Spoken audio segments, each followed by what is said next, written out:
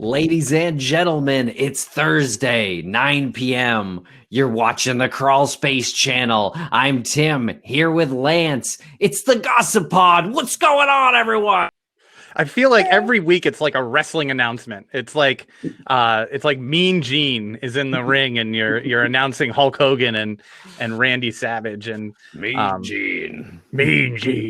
And it's a wonderful night. It's Thursday night. The church bells have tolled 9 o'clock. 9 chimes from the center of the village. That is your impression of Bill Hader's impression of Vincent Price on SNL. No, that's my actual accent. This right here is me putting on a voice. Is it really? Yes. I've been working on. Wow. I can slip in and out of it so smoothly. The transitions are so clean. Lance, welcome to the show. They're already calling for your larynx in the chat room. Oh, everybody froze. And we are being joined by Doctors Shiloh and Scott tonight. How's it going? LA Not So Confidential. What's going on? Hey, hello. Hey. Happy Thursday. Happy Thursday, everybody. The week's almost over. Yes. The week's almost over. And, well, do you think that statement there is, does that have any meaning anymore? Doesn't it just kind of blend into one? Like, literally, I say this every week, but Thursday is the only day I'm positive it is because we do get vocal. Every other day could be just any other day. For those of us that have real jobs, yeah, it does mean something. Oh, that makes a lot of sense. Snap. Heck yes. Tomorrow's our Friday and looking forward to a weekend. Definitely. But I get what you're saying. It bleeds into each other, especially right now. But I think my job has saved my sanity for the last 8 months, feeling somewhat normal. Gotcha. Being around people. You busy out there? Yeah, very busy. It's off the hook. Scott, you were telling me that it was crazy for you, right? Recently? Yeah, the work that I do, sort of, I'm a part of a co-responder with law enforcement. So we follow up in the community after incidents of escalating violence or psychiatric hospitalizations or sort of nascent terrorism things. And I really feel like in the last month, we hit this new period in the pandemic and the political strife in that, like, people, we generally work with people that have been dealing with severe and chronic mental illness for a long time. And lately we've been seeing people that are otherwise high functioning, no problems, no real history, and they're flipping out. More suicide attempts, more domestic violence. It's off the hooks. And like every time I call one of the many psych hospitals that I work with daily, everybody on the intake is like, what is going on? It's like there's been a full moon for a full month, Yeah. It's weird. I don't understand what's going on. And that's just the month, basically? Yeah, it seems to have escalated, but to a different population, like people that with no real mental health history. Is election related stress? I think so. I think it's everything. So. Yeah, the culmination. Yeah. Think about like the stress leading up to that, how long now it's basically chronic, the stress we've been dealing with because of COVID. And like, I was seeing maybe a few months ago, kind of like what Scott was saying, that anxiety was just starting to manifest in people in ways it hadn't before. So all of a sudden get into your car and you have a panic attack, or, your sleep is super disturbed. So it's like, people have been shoving it down and trying to manage, and now like there's nowhere left for it to go. Yeah, I'm not to get like super political. I'm not going to take any sort of side on anything, but after the election was called, I felt like it doesn't even matter who I voted for. It was over. Like it felt like it was over. It felt like there was something. It was just hugely a weight that was hugely lifted. Like it just felt and like a visceral sense of relief, and just checking out like social media, and just seeing like people like just playing music from their. Oh yeah, you sent that video, Yeah. Dr. Shiloh.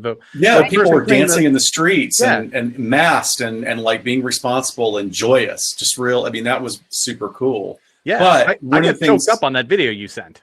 Like Yeah. I really did. I was like, that is beautiful. yeah, one of the things that we talk about when we work with clients in recovery, when someone's been a long-term alcoholic, and really their life has been severely impacted, and they're at the point where their physiology has been impacted, and they get clean after years of addiction.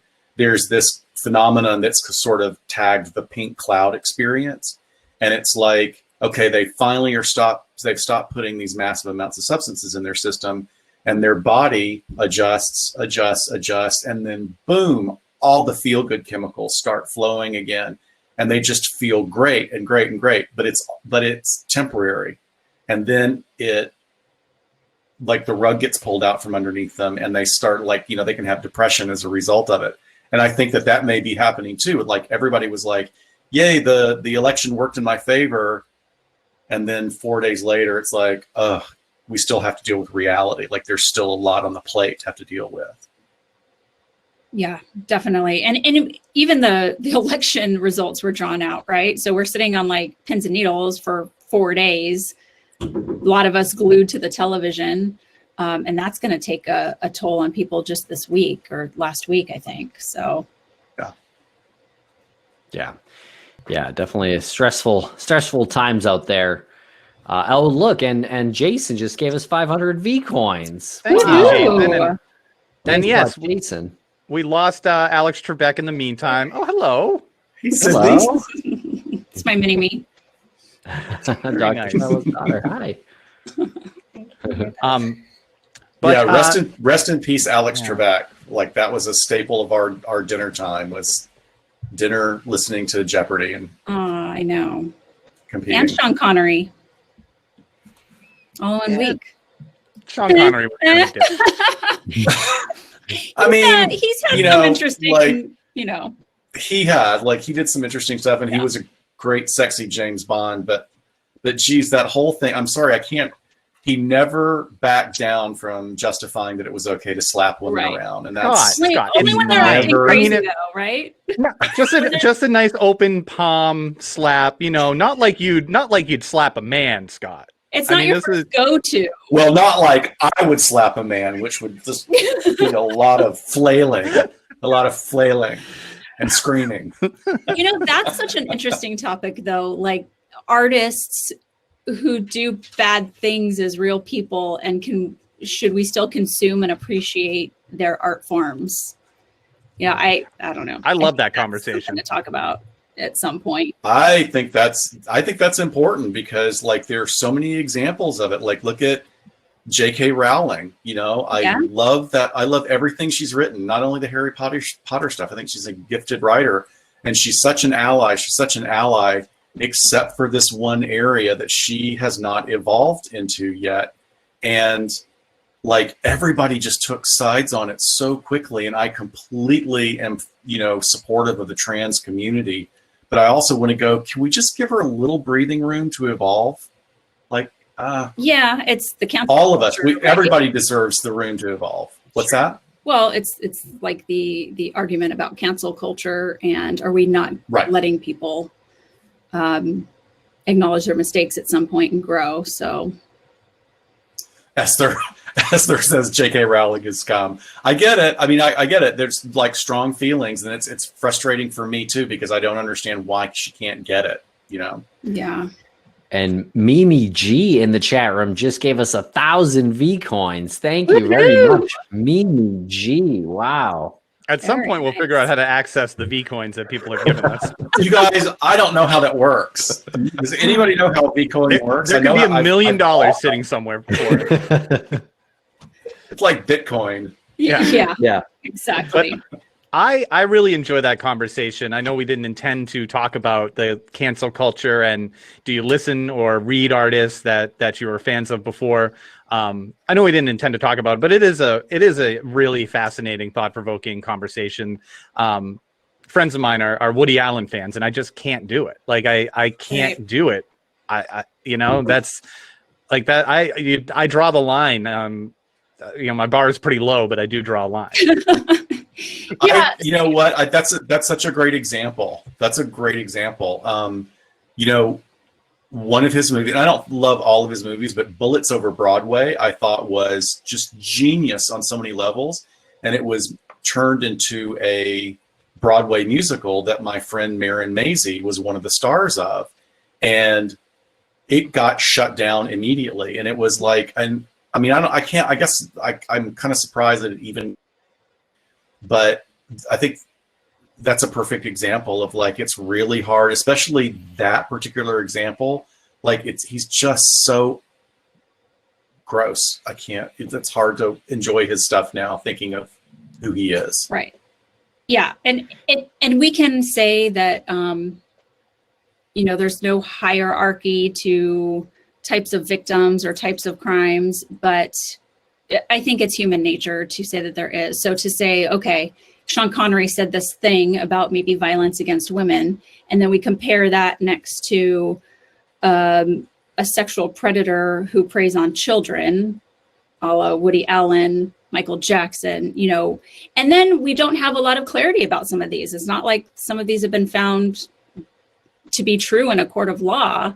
So I think there's this ambivalence, and we kind of go with our gut in a lot of way. Like, okay, Michael Jackson was the first concert I went to when I was 8 years old and grew up with that. That's a piece of me. So how do I sort of put all those pieces together as an adult, thinking about what he did and working with offenders like that for years? It's a weird space to be in. It is. And speaking of Michael Jackson, can you still listen to him? Yes. Can you still dance to him? Yes. Yeah, Tim's like, but R. Kelly? No way. Well, Ooh, I was never an wow, R. that's Kelly an fan. I just want to. God, that was an interesting exercise. Like R. Kelly, no way. Like, You do it with filmmakers too. Sorry, Woody Allen, Roman Polanski, right? I got thoughts on Roman Polanski. First, I want to read Jen's comment before it goes away it's really great. Message board. She said, if the artist is still alive and part of the cultural conversation, then boycotts are part of social currency that they can respond to. Gotcha. Dead artists are a different story. They must be contextualized. I love that, and I will steal it, but I'll give you credit, Jen, because I love that, and thank you. Because another example that's kind of current right now, and because I was such a geeky teenager loving H.P. Lovecraft. Right. H.P. Lovecraft is this granddaddy of this, specific type of horror literature, and he was a horrible racist, like sure, and sexist. Horrific. Oh yeah, awful.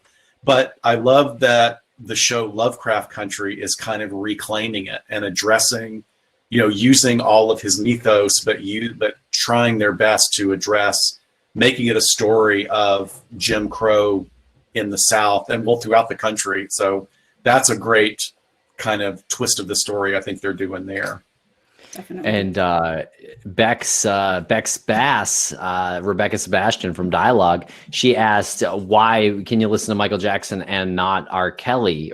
For me, I think it's just the music. Like me too.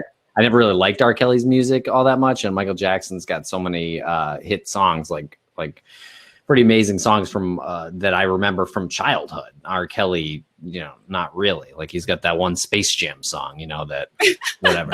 Yeah. So it was a lot easier to let him go, Definitely. Yeah. And it's a lot easier to see or to demonize him because you see him in those interviews. You saw him in that interview where he like stood over. Oh my goodness. Part. I mean, you just saw him. You saw okay, this is someone who can snap. This is someone who's like masking something. Like it was easy.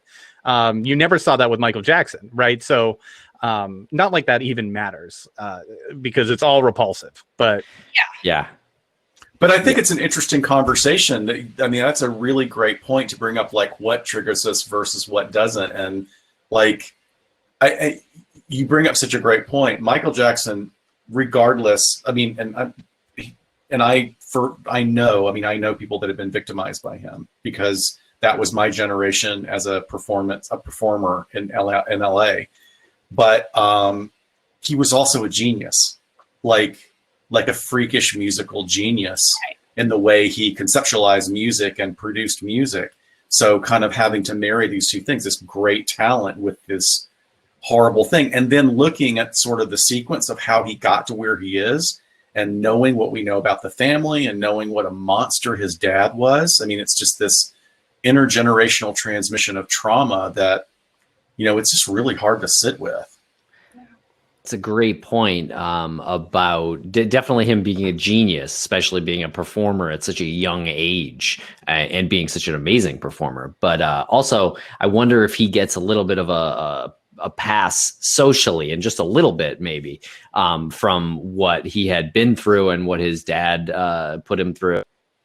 I think so. I think that's that gray area, and we know it about Michael Jackson.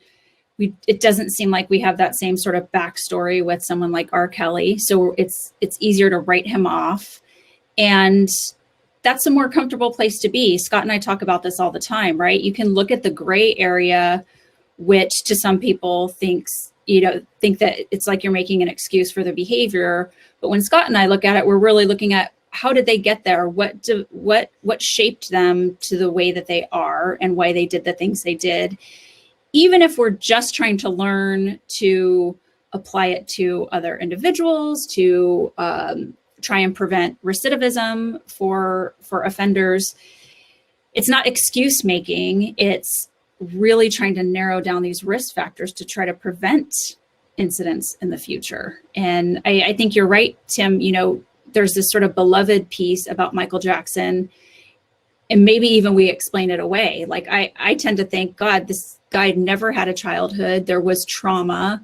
He might be sexually stuck in some place, and it might be genetic, or, some biological basis to it. Doesn't mean it's right. Doesn't mean he had to act on it, of course. But we just, like, there's that missing piece with R. Kelly where we just feel like he's more of like this adult predator. It's also really interesting to hear all that and know that he came from such a disturbing background. His father was an animal, but this is a man who surrounded him. So he had people who surrounded him. He made a ton of money. It's just sad that the people that were probably around him when he was at his height were only there to be a star fucker, to kind of ride the wave, right? Michael Jackson, and no one was like, you need some help. You need, no one sat him down that we know of and said, this needs to be addressed, because people knew, right? Right. Of course. Well, yeah. I mean, there's all these reports now that people knew, and I think that, and Morph just made a great quote about, what Morph said is, all these celebs are human with human flaws, shouldn't be put them on pedestals, which I think is absolutely correct, because when you mix that, putting someone on the pedestal, and then they get to live in this isolated, bubble of paid sycophants think about how many people he employed. Who's going to tell him? Who's going to be the one just to give up all that salary and say, hey, no, you should not be sleeping with kids in your bed. That's gross. Why are you giving kids alcohol? I mean, all these things that clearly happen. The list goes on and on. The list literally is like, if there's a celebrity that's actually a good person, I'm shocked when that happens. That you hear that this person, like Tom Hanks, like, it wouldn't surprise me if something came out about Tom Hanks and I'd be like, well, I guess he's just one of them, as well. But it goes on and on and on. And I had a specific person in mind. I think Morph had mentioned Johnny Depp. Like, what's the feelings on Johnny Depp? I personally don't know enough about details of that case. I know that he just lost the lawsuit. He lost the libel. Yeah. The libel lawsuit. Yeah. And then he gets kicked out of the franchise. I'll tell you, I've not necessarily enjoyed him as a performer, because he was one of those that was just so odd for being odd for the sake of being odd. But then you see some of the he's done some really good work. And I gave up after the second Pirates of the Caribbean movie, but he was like That's what he does. He's really good. And then he does all these other like charity things, like going to hospitals in costume to see dying kids. And then we have this other side, this other story that comes about how horrific he is. And I have to give it to him. His being able to go with his attorneys to the proceedings and provide basically this timeline of everything that she had done, including recordings. I mean, the case seemed pretty solid. And then then these other people come forward and go, hey, Amber did it to me as well. So, I think it needs further investigation. They just seem super toxic, whatever's going on. Yeah, it seemed really toxic. But there's a huge petition right now to have her removed from the Aquaman movie, which that wasn't the greatest movie and she wasn't great. But I do think that hooks into another thing that we don't talk about in West is how many men are the victim of domestic violence as well at the hands of their partners. In fact, because people don't talk about it, we don't have a lot of data on it. It's way more common than people think. Yeah, just like male sexual assault. Yeah, I think that's an interesting subject to go into. But I also just want to point out that I think you guys, I love your show because you can't let like a movie reference go without like mentioning, oh yeah, she was good in that movie, or she wasn't that good, whatever. Especially I love her wig. Like I'll say that. Bad like Lifetime movie, or we love bad Bruce Willis movies. Definitely. Hey, we need to have a watch party watching like Lifetime movies from the mid 2000s. Like that would be a kick out, like starring Meredith Baxter Burney, or Susan Lucci. That's what you do. Okay. Meredith Baxter Burney. That sounds like torture to me. She was the mom on Family Ties, right? Yes. And she played a psycho. She played a psycho in this movie called The Kissing Place, and everybody needs to go find it. It's like fantastic. It was a Lifetime movie? Yeah, it was a Lifetime movie with like twist ending, and she attacked somebody with a claw hammer. I think we. This is great. I think we have a new podcast idea. Just Lifetime, like late 90s, mid 2000 Lifetime movie reviews. Somebody in the chat room right now needs to pick that up because I think that's a great. I hear I would absolutely do it. No one pick it up. Yeah, no one pick it up. We got it. Tim and I are just asked, out, but you guys take it. It's interesting. Morph, I can be ambivalent about Quentin Tarantino at times. I really liked it. Once Upon a Time in Hollywood. Yeah, I thought it was great. I thought it was super cool. Oh, it was amazing. I love alternative history or alternative timeline things. I loved that. Yeah, me too. Did you guys like it?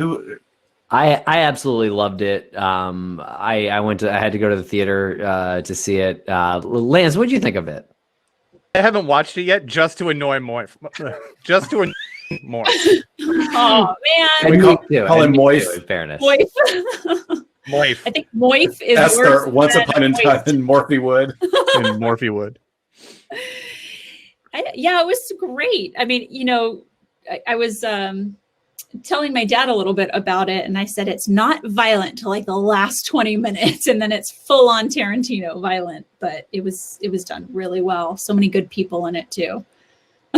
I don't know why I like it's like that. His violence to me is intoxicating. I don't know.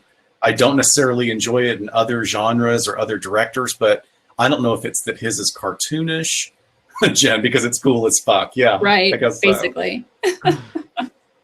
Yeah, he makes it stylish. I remember just seeing in some movie magazine, seeing the still image of Harvey Keitel in Reservoir Dogs with two guns.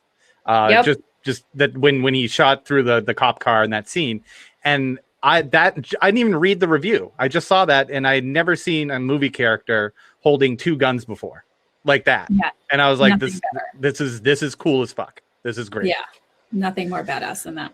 Right, but in some weird way, it doesn't glorify it. You know, I guess it does glorify violence, but it's so brutal. It's like I don't really want to be a part of that type of like. I wouldn't watch that and be like, well, I'm gonna go shoot up a cop car with 2 guns now. Like that would never cross my mind. I don't know. Right, because it looks so cool. Insane. You're like, I could never be that cool doing it. Right, I could never be that cool psychopath. Right. Just put on a suit. Just A skinny black tie. suit, skinny Yeah, tie. you're all That's all set. you need. Very 90s. What color would Lance be though? Oh, for his name, Mr. Would he be Mr. Mauve? Mr. Puce? Mr. Periwinkle? Yeah, Mr. Periwinkle Blue. Oh, that's funny. So, you guys wanted to talk a little bit about Thanksgiving crimes tonight with the holiday season approaching. And can you tell us a little bit about where you're heading with that? Well, Well, gosh, Shiloh has a great classic one to start with.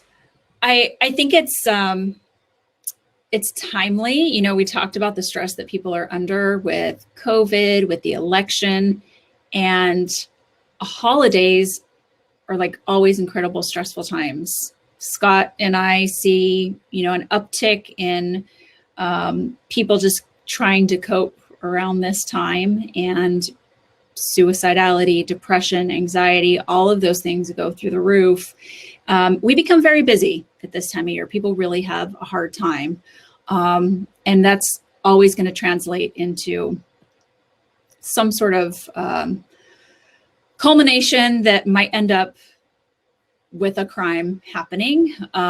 Even just with COVID, we know that all sorts of domestic violence and violence that happens in the home, especially, has really taken off, unfortunately. So, I mean, Scott's kind of the guru when it comes to family dynamics, but I think we're going to talk a little bit about how that plays out as well. Anything you want to add before we get into a case or two? Well, do you want me to start with sort of the holiday stress and sort of the why? Yeah, let's do that. So it's very interesting because when you do a dive into about the types of stress that come out during holiday, there's this myth that suicidality goes up during Thanksgiving and Christmas holidays, and it actually doesn't. Around the world, suicide peaks between April and August for some reason. I couldn't find out research that indicated why that happened. But regardless of the suicidality, there is, like, everyone reports, like over 50% of people polled all talk about like this increase in stress during the holidays. And the biggest reason that there are 2 main drivers for that.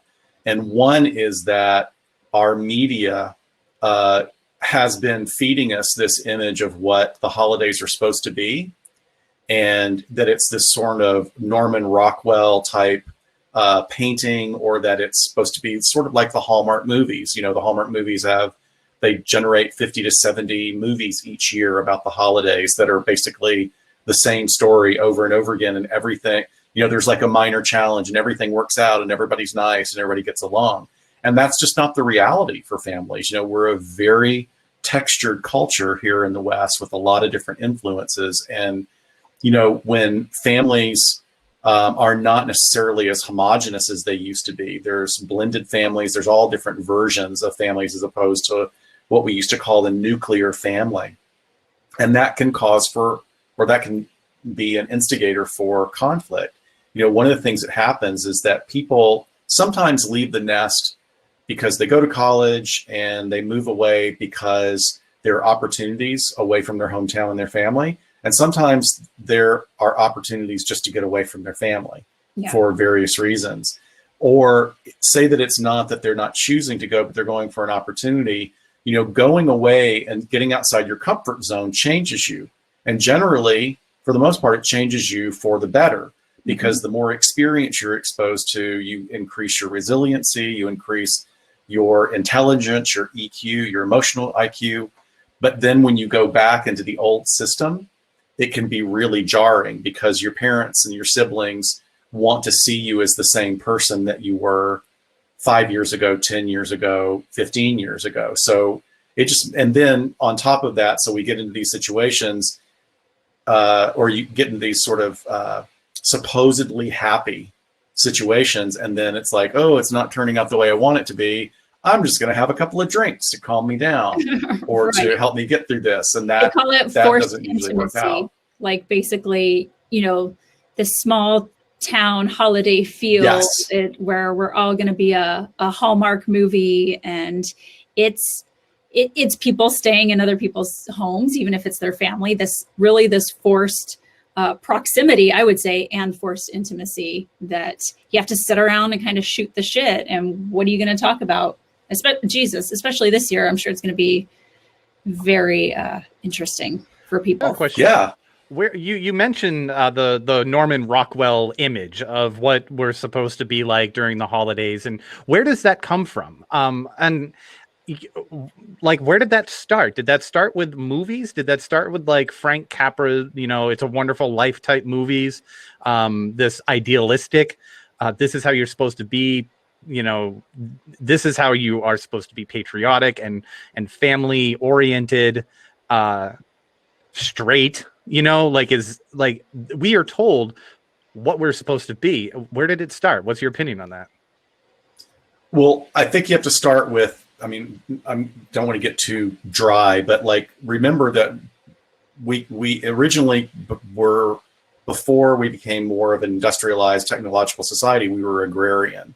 And so before there were huge metropolitan areas, there were small towns where everybody knew each other and families remained intact, for better or worse. We're only at a time in history now where we allow women and men to leave unhealthy relationships. Before, you had to stay in that family unit for survival's sake, right? So there just wasn't as much movement. There wasn't as much diversity. There was more homogeneity, I think, in those dynamics. But you point out something really interesting is that, it's like life becomes art, art becomes life, and media does change us in that way. Like one of the great examples is actually Santa Claus. Santa Claus was just sort of this side character that every culture or every Western culture had a version of, until what product made him famous? Do you know what product made him famous? Coca-Cola. Coca-Cola. Because there was a gift promotion. It was a tray. It was a stamped tin tray with a print of Santa drinking a Coke. And that exploded into this sort of more of a anthropomorphization of Santa as the Christmas spirit and all these, stories, and like that happened within a couple of years.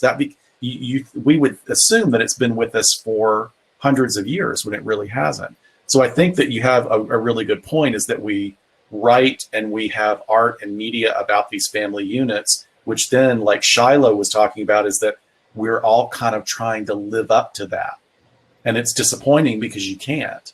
And you also get frustrated because you compare your families to others, but you're not really comparing your family to others. You're comparing your family to what you think others should be as portrayed in media. And that's stressful. Right? He's so smart. That's why I keep him around. He's amazing. I know, but apparently I talk too much. And that's why Esther saved my ass on Twitter this week. Esther was about to throw down with somebody that dissed me. God, I love Esther. What happened? Tell us about. So we've said all of that. Oh yeah, go ahead. Sorry. Well, no, you like because Shiloh mans our Twitter feed better than I do, because I'm kind of in charge of other stuff. So one of she sends me the most hilarious screenshots. One of our listeners who she's an actress. She was on Broadway. She's a fan of true crime, and she was like just catching up on LA Not So, and how dare somebody give them a 3-star review for Scott talking about himself. And then Esther was fucking on it. I'm pretty sure they're our own little army. So, and also our wonderful champagne ladies from Death by Champagne had the most hilarious Giphy. It was of a young woman like literally taking off her hoop earrings like she was getting ready to throw down. It was a great moment. Thank you very much. I know. I will say during this Thanksgiving season, I am very thankful that Esther Hilton is in our corner because of moments like that. Because people actually they hire people to do control like that, and we get it for free from Esther, and we really appreciate it. Thank you. But hey, wait, tell me, what do you mean they hire people? Is that like a media management thing? Oh, I mean, just like you can hire somebody to like a media manager, or, it's good PR. You can hire somebody to run a PR campaign, and you can instruct them, just any press is good press. And if you got somebody out there who's a fan and they're going to bat for you in the most like insane ways, but comically insane, like that's great PR. Like the Wendy's chick. The Wendy's Twitter account is hysterical. Oh, like, yeah, really? Yeah. Every other, it's great. Right. So smart. I feel like Dr. Shiloh, you've been wanting to say something, and we just keep interrupting. Well, I was just trying to get back to the topic. No, I'm just kidding. Wherever you want this to go, it's your show. But I think having said all that, like those expectations to live up to the family dynamics, but then you put the economic stress on top of that people have, whether it's, can I afford a turkey to feed my family on Thanksgiving? Do I have to host? It's expensive. It is expensive to have a Thanksgiving meal, not to mention, buying gifts for people in the family and sort of those economic expectations that families have on each other or we have on ourselves. And so, I think at some point, Scott and I were going to kind of give tips about like how to stay sane. And my tip is always just like boundaries, like wherever you need to put boundaries for yourself, everyone else, they should respect it. But even if they don't, at least you're going to be a more mentally well person for it around the holidays. And that can be really hard to do. But, Lance, when you were kind of asking, like, where does this come from? I come from a family of divorced parents and bouncing around throughout the holidays, different, trying to run over to this place and run over to that place. Not necessarily like just as a child, but even as an adult, like, oh, I got to go make an appearance here and here and here. And when I got married, I told my husband I would love to just like leave the country for Christmas. Like that's my dream, to just have no expectations and go. And 2 years ago, we finally did it. We were like, we're going to Belgium. That's like the most Christmassy place I can think of. I'm going to ice skate in the middle of, some old Gothic square and do it. And sorry, you guys don't get to see us for Christmas. And it was fine, So boundaries, you gotta put them up where you can. Boundaries and walk away from conflict whenever you can. Yeah. Oh, come on. Come on. I'm going to be throwing gravy at my aunts and uncles. Hot gravy. Well, how do you set up the boundaries without? Because I feel like in my head I would have the boundaries and I'd go to my family and in my head it would be so polite. I'd be like, this is a very reasonable thing, but it would come out like really demanding. So how do you do that without starting the fight right away? Well, there are two things. One is that first recognize your triggers. Yeah. Like, be self-aware enough to go, okay, cousin so-and-so is going to come up to us and start asking, when are you having kids? Because they do it every single year. So just prepare yourself and like being aware of your triggers and knowing what to expect. And that's a great sort of precursor and preparation. And then the other one is, instead of focusing on what the problematic individual is doing or saying or thinking, focus on your own behavior. What do I have control of in this moment? What I have control of in this moment is I can excuse myself to go pee, or I can excuse myself to go take the dog for a walk or change somebody's diapers or whatever, or stir the gravy. But walking away and just kind of, a half smile and a nod of a head and, oh, I'll be right back, and then just never go back. Well, but I think that's a great tactic. I think when you're really setting up a true boundary, though, like for me, I didn't want to have children for a long time. So that was a huge trigger. And Scott actually defended me one time in a workplace on that. But I think I did? actually, yeah, our supervisor came in and was like, when are you having kids, Shiloh? And you turned around and you said, you know what? That's really discriminatory that you're asking her that. And I was like, Oh my God. this guy. He's You got know so who many it good deeds. He's Well- just forgotten them. I I know. This, know. Yeah. this is an amazing moment because Scott didn't even remember that moment. This is great. No. And I was like, yeah, it is discriminatory. And she didn't know what to say. But, you know, I think at some point, year after year, I would want to say to that person, hey, you ask me this every year. I might even be preemptive. Like, you know, they walk in the door and say, guess what? I know what you're going to ask. And my answer hasn't changed. And it actually is getting a little bit annoying, or it's making me fill in the blank, like whatever the feeling is. But to actually, that would be like putting up a boundary rather than just trying to avoid it. And that's really hard. And people are going to push up against it, because when you put up a boundary that didn't exist before, people lose their minds. They don't know what to do. They're like, wait, what? Like they react very strangely. You just have to stick to it. And usually they'll fall into line. I can tell you guys one boundary setting intervention, but how many people do we have on audience right now? We have a good Like portion. a million. So everybody that's listening to this, Million. everybody that's listening to this, like, I'm totally serious when I say this.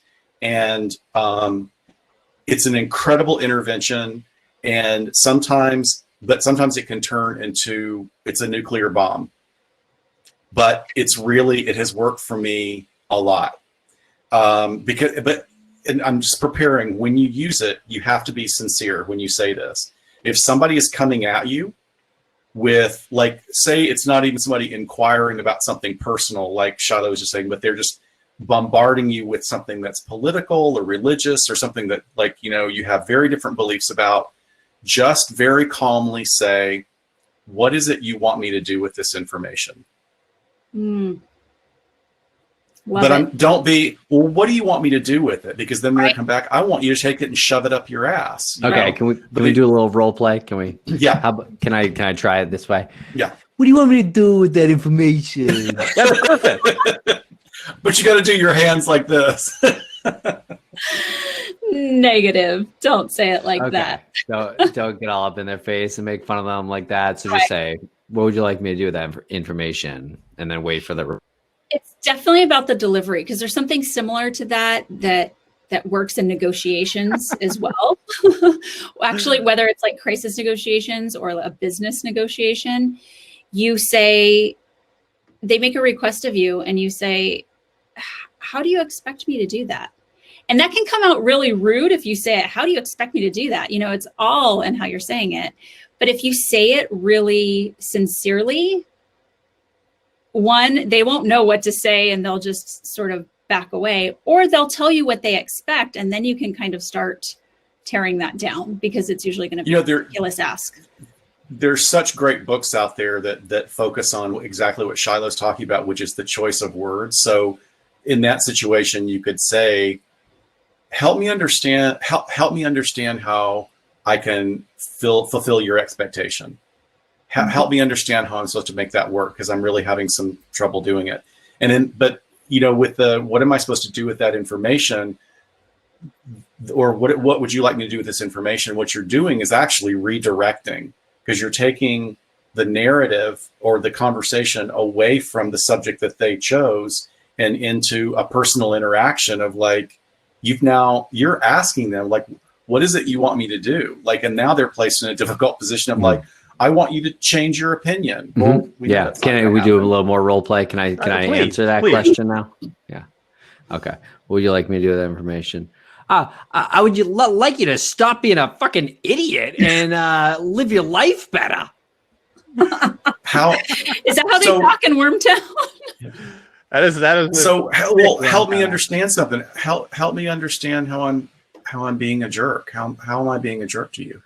Are you serious? Is this guy serious? See, that's a classic tactic right there.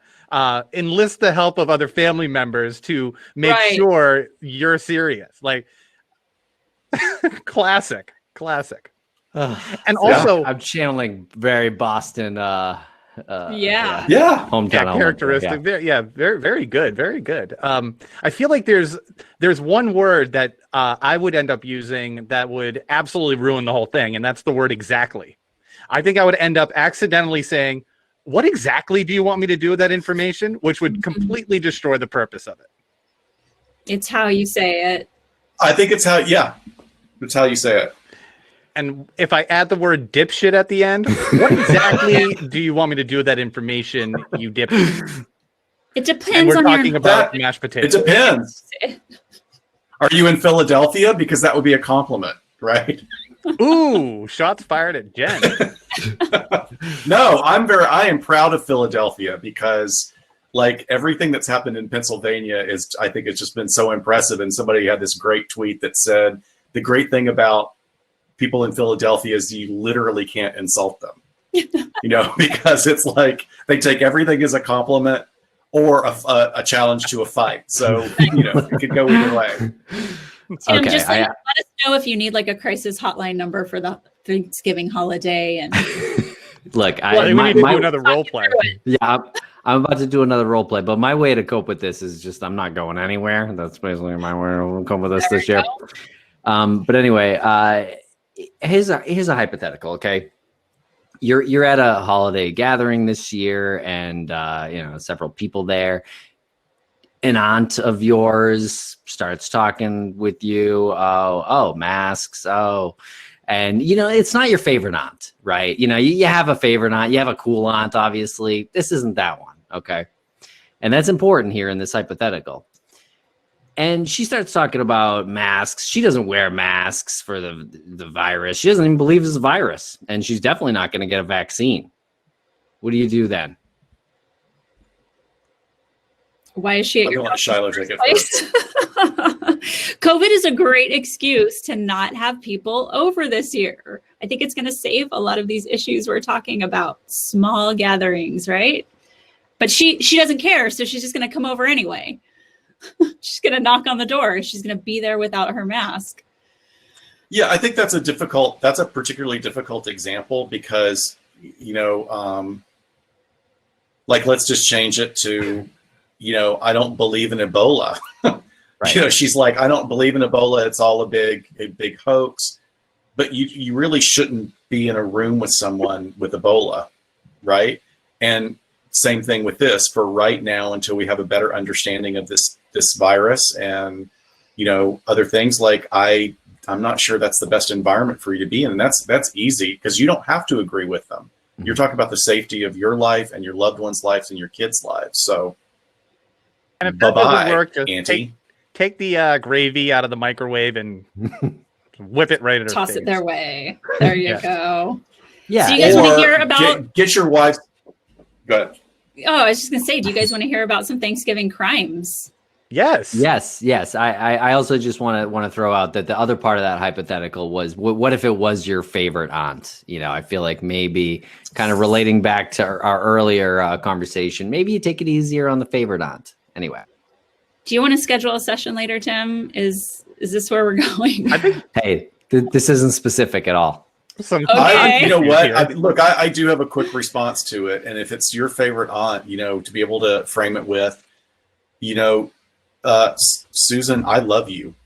You're like one of my favorite family members. You've always been great to me. You've always been great to my family. I cherish the memories I have with you. And you know what? You may actually be right. You may actually be right about this, and maybe it's not as serious or maybe it's not real. But ultimately, I have to keep myself and my family safe. And I still love you. But we're going to have to agree to disagree on this, and it's not worth talking about anymore. So we've recorded all of this. So I'm just going to bring the audio from this show. Whenever the situation comes up, I'm going to fast forward. I'm going to be like, hang on one sec, and I'm going to be like, this is what I really want to say, and then it'll just be you saying it. Perfect. Well, have it remember, queued like up. we yeah, like I think you should develop an app that just has like a whole like library of those kind of things to just do that. Just like, here, I have something for you to listen to. That's a really good Scott, idea. why don't you develop it and just be your voice saying all these wonderful, wise things? We have a brilliant podcast idea tonight. Now we have a brilliant app idea. We're just giving gold away here. Yeah, Right? seriously. Totally. Yeah, Dr. So Scott soundbite app. did you guys know that the perfect crime occurred on a Thanksgiving in 1971? Do you guys know what the perfect crime was? It's famous. Perfect crime occurred in Thanksgiving 1971. Yes. Is it a robbery? I'm not heist? binging it right now. It does have to do with money. Yes. It's a bank heist. It's not a bank heist. It did not take place on the ground. It was a DB Cooper thing. Yes. Yeah. DB Cooper. Remember I said I was going to bring the Cooper tonight? Oh, I know. Lance is the only one that's tuned in. Joking. No, DB Cooper, November 24th, 1971. So he was a man wearing a suit and dark glasses and a raincoat, and he boarded a plane in Washington. And actually, they're headed towards Seattle. So another Twin Peaks reference. When he handed the stewardess a note saying he had a bomb and he wanted $200,000 delivered. And he ordered the plane back into the air. And when it was over the mountains near Portland, strapped on a parachute, jumped out with the money, and maybe the perfect crime if he survived on Thanksgiving. Well, I thought you were going to say the perfect crime on Thanksgiving occurred in 1620. Oh, do tell. No, it was a joke. It was a very bad joke about. Yeah, no, that's a good point. Never mind. So I don't know. Is DB Cooper alive? What's the thought on that? Is he alive still? No, I mean, well, I did he guess he live? could Did he survive? I don't see how he could have survived it. Like, it wasn't he was parachuting into very inhospitable territory. He was wearing like a thin wool business suit and dress shoes. Yeah. Like he could have died from exposure just jumping from the plane. Although I guess it was supposed to be kind of low. I mean, I think it was flying relatively low, but I don't know. I don't know much about the case other than what I just read to you. I mean, I kind of love the idea of a guy like this super stylish guy, like with this thin tie and white shirt and the business suit and the shades. Reservoir Dog style. Right. It's a little bit Reservoir Dog. Harvey Keitel. Yeah. So in contrast, I want to give an example of the Guy family murders in 2016 when 28-year-old Baton Rouge resident Joel Michael Guy went from Baton Rouge, Louisiana, where he was in school, back to Knoxville, Tennessee, where he reunited with his family for Thanksgiving. And there was family talk about, hey, he's coming home. We need to have the talk with him about we're not going to be footing the bill for all of his expenses anymore. It's time for him to start paying his own way. Because apparently they had been really funding this guy's lifestyle. And he was left alone, Guy Jr. with his parents, Guy Sr., who was 61, and Lisa, who was 55. And at some point, they had an argument over money, and Guy stabbed, dismembered both of his parents, then attempted to dissolve their bodies in a mix of drain cleaner, sewer cleaner, hydrogen peroxide, and bleach. Wow. Gravy. Which surprisingly did not work. That's going to be some gross gravy. He probably just should have said, how would you like me to respond to this? Or some sort of calmer listen to this show. Yeah. Yeah. He was actually just sentenced last month. He got life sentences for each murder count. I wish I've got pictures of him too that I wish I could post in the chat or something, because he literally looks like somebody that would snap, and he looks kind of like the comic book guy on The Simpsons. Oh my gosh. With a mullet that's very impressive. Well, it's interesting because, when you're going to cut someone off or stop funding their life when they're in their 30s, a a lot of times that is about shame. And with a lot of family violence, there tends to be this underlying issue of shame, not just like, oh, I'm not going to have any money left. It's not necessarily fueled by that, the whole money thing, but it just really is very wounding to the individual where they could snap. We don't know what happened with this guy, obviously, or what his mental health background was, but that's pretty common when you look at the psychology of family violence. Is there any credence to the, I don't know if it's a theory or a statistic that there's more domestic violence around the holidays with the with sporting events? Yeah. The Super Bowl is pretty. Yeah, right. The Super Bowl. Yeah. That is statistically true. Yeah. There are stats to back that up. Yeah, there are. I mean, it's kind of a combination of alcohol consumption, the family being together, like all day alcohol consumption, usually heavy amounts, arguments happening, that sort of thing. Yeah, Jason says gambling. I could see gambling being a big factor. Sure. Yeah. Sort of that, again, forced intimacy, which, at the end of the day, when everybody goes home and people are intoxicated and now you're upset about something, that's not necessarily going to end well. What I also found was we covered this on an episode of ours was the Cannibal Cop. Do you remember that guy? That he was an NYPD officer who was arrested in 2012. His wife found some very disturbing pictures, including like a lot of chats of him wanting to cook and eat women. And infamously, in one chat room, he boasted that he was going to have girl meat for Thanksgiving that year. So I thought that was super creepy. No, he never engaged in cannibalism, did he? No. Correct. Okay. Yeah, so he was arrested Yeah. and convicted, and a judge overturned his convictions because essentially, I mean, it's that thought crime fantasy situation. He didn't actually commit a crime. They tried to get him on conspiracy. But didn't they? I think Mosquito Motel is saying that he did 22 months, and I can't remember exactly, but I thought they got him for accessing because he was stalking and getting information on 5 to 7 women and using police databases. Right. That's the only conviction to identify who they were. That's the only thing that was stuck. Yeah. Yeah, exactly. That's going somewhere probably. That's escalating though. The term is affluenza.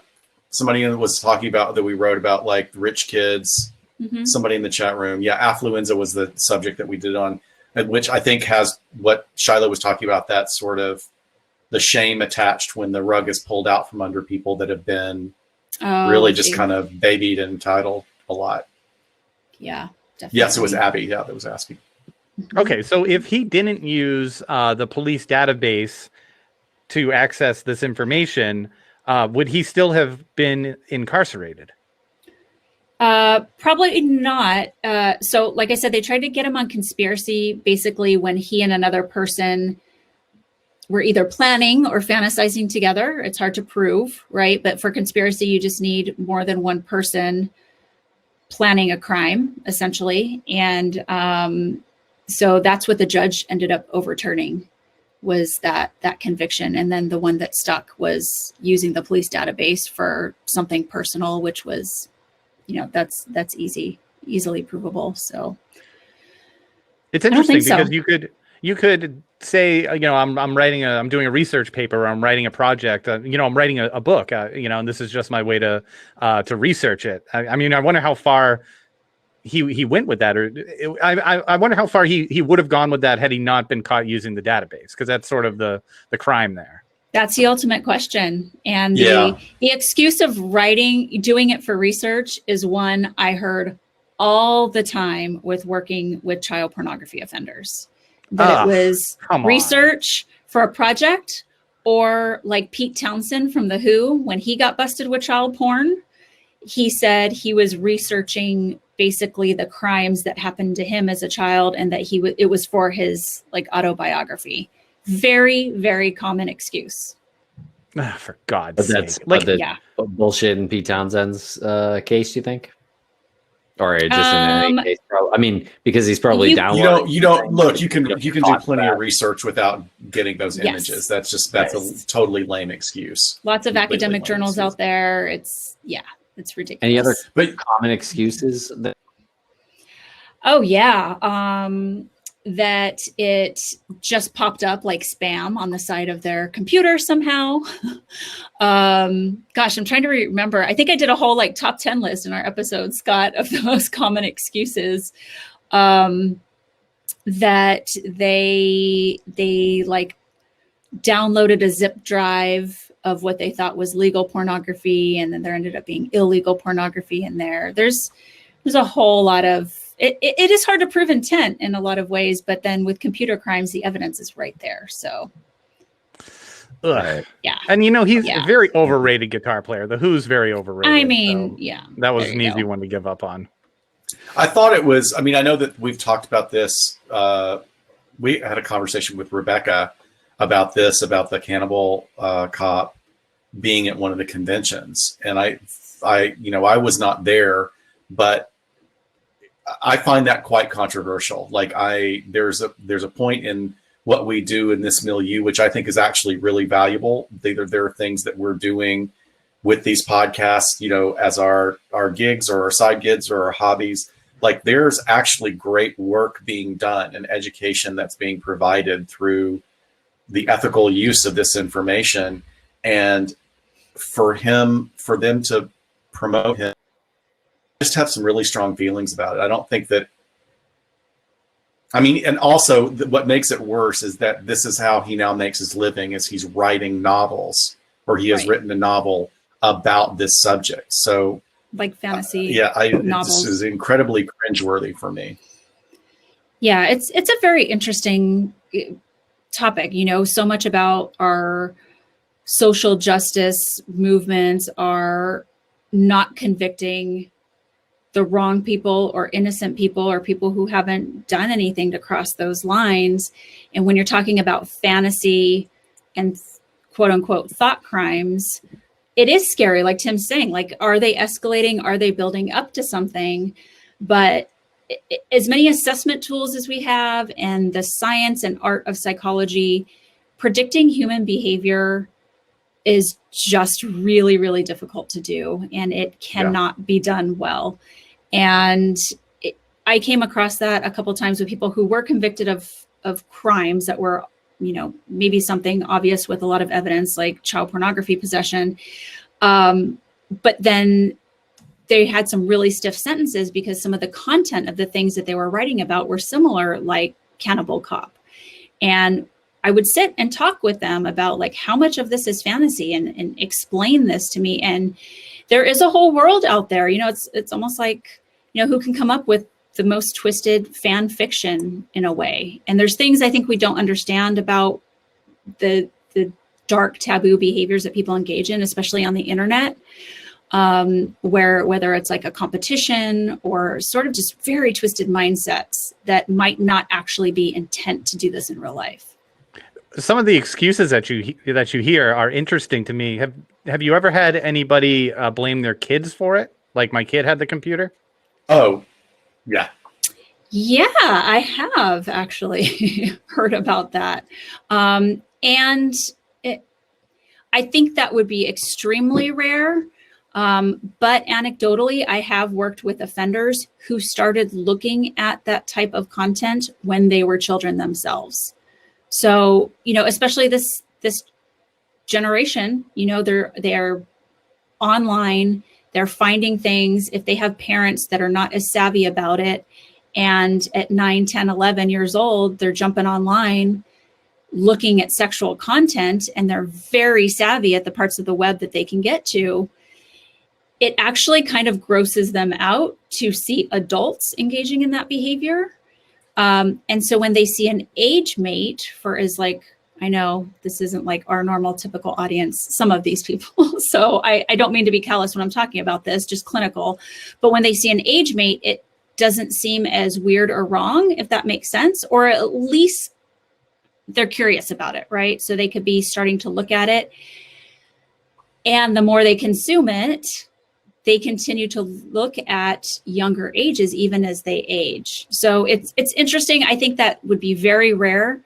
And I think a parent would catch on to it, but maybe not. But I could see that as an excuse. Sure. Ugh. Yeah, I know. Sorry. Yeah. I'll go take a shower. It's all very interesting and educational and important. Like, you delivered it in a clinical way, and you have to talk about it, or else it becomes one of those things that it's like you don't learn. You just kind of demonize it and forget about it. Yeah. We got a tweet from a listener who was clearly a new listener as well. But somebody that was associated with Q, had a bunch of Q stuff all over her profile.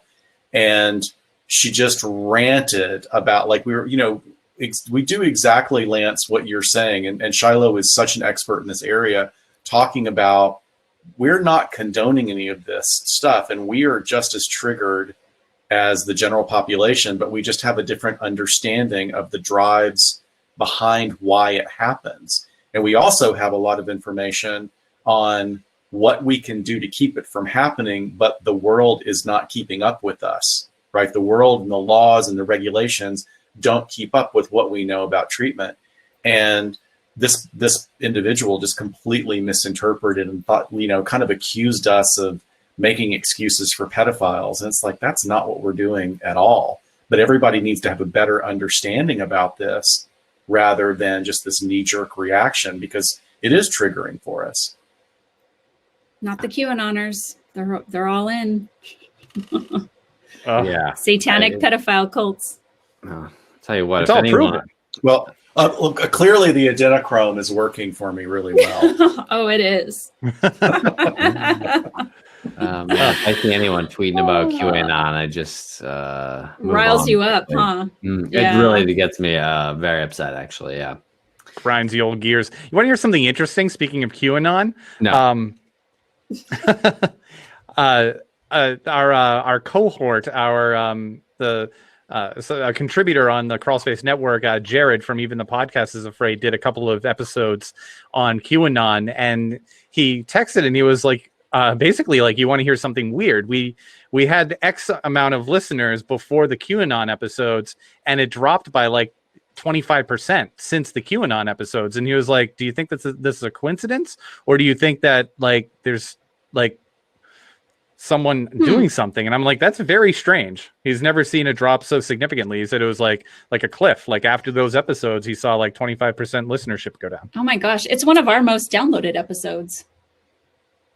And ours was early on, before we had a bunch of information. So I don't know. I mean, I think that also, like, when you talk about our most downloaded episode, it was very early on, and we were educating ourselves on the phenomenon as well. But that's been over 2 years, and it has exploded in a way that, everybody was like, oh, that's crazy. And it has become such a thing that there may very well be a correlation in his experience. Yeah, it's interesting. It's a goddamn stupid thing. I mean, really, QAnon is a ridiculous thing, and somewhere somebody's like, wow, that kind of spiraled out of control. It just all falls apart. Nothing holds together. You have to completely have a delusional worldview in order for it to work. We got to do a political show. We should do a political podcast. Well, it's really political, but like and it's become political though. I know. God knows I'm about to get real fired up if we keep going down this rabbit hole. But it's not political. QAnon is not political. It's just dumb.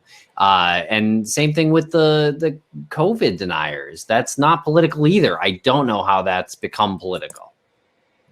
Well, and then they've merged, right? Because it's as crazy as it sounds to us, it's a very simple explanation for them.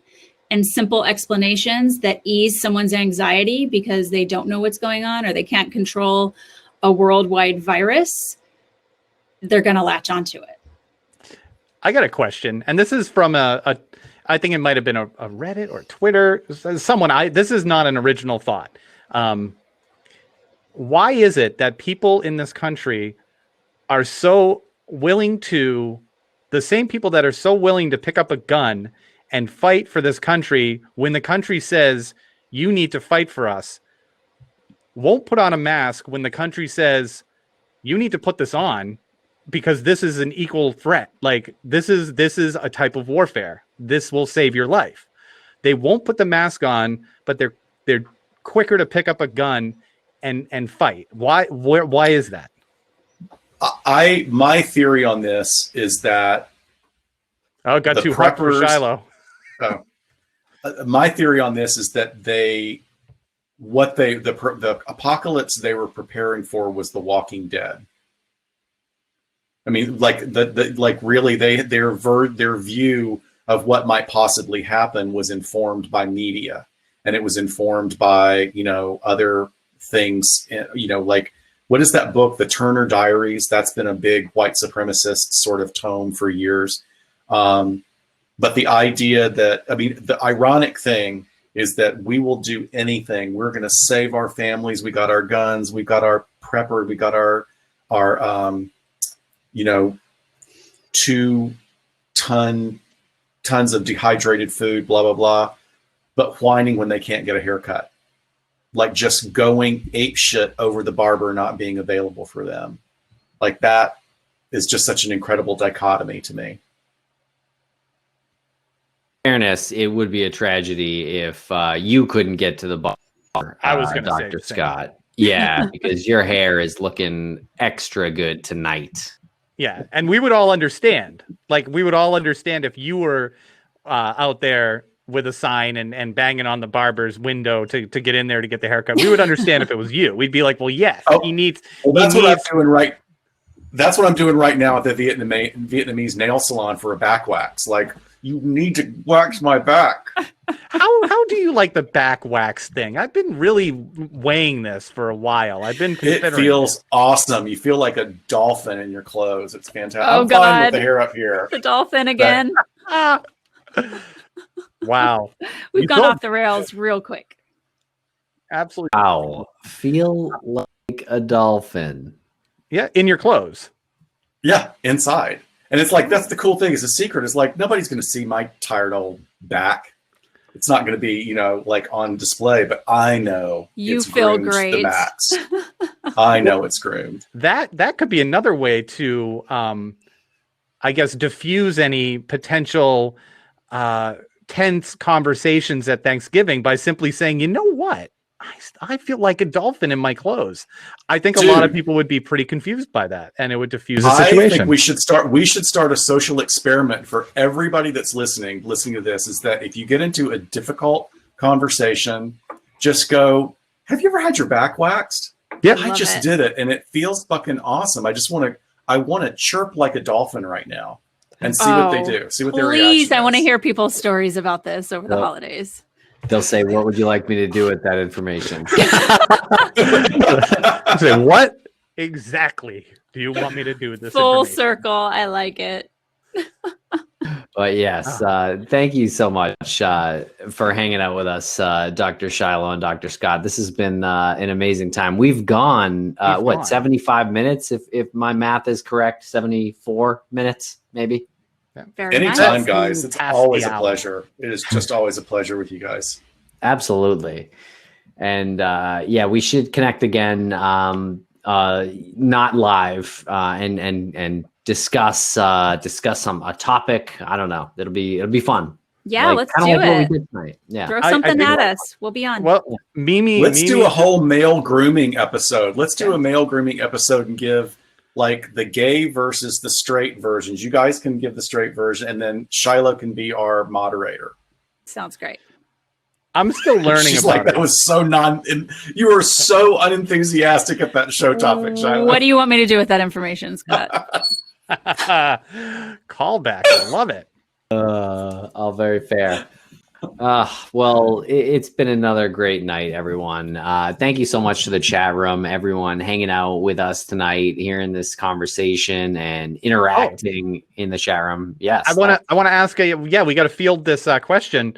The Wednesday before Thanksgiving, we're considering having a special show instead of the True Crime Thursday. We're going to push that back to Wednesday.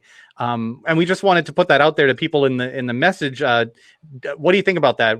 Are people going to be traveling? Do you think that we'll get some attendees? Because I'm here. Yeah, it's going to be great. It's going to be a special one, and I'm going to give a little hint, but we can't really say too much because the pieces have not come together fully yet. There's communication between law enforcement and another organization that could have significant impact on a case that we've talked about in the past, and all we got to do is raise just a little bit of money to make it happen. Yeah, I think everyone's here for it. Let's do it. Yeah, I think you guys should for sure. Yeah, great. So we're going to have a new episode coming out next Wednesday, and it's going to be all about politicians accused of homicide and the psychology of what it takes to be a politician. So I hope people will be here for that too. So politicians accused of homicide.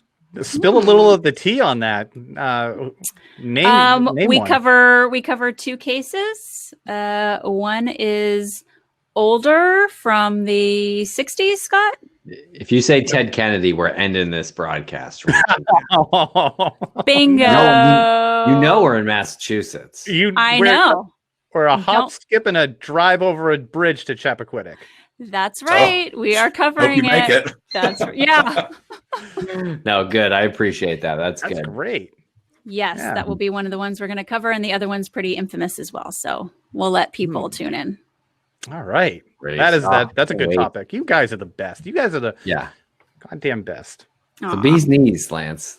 They are the bee's knees. They are the cream of the crop. Look, also, I got a challenge coin today in the mail from my favorite district attorney from the East Coast. It goes with my other coin.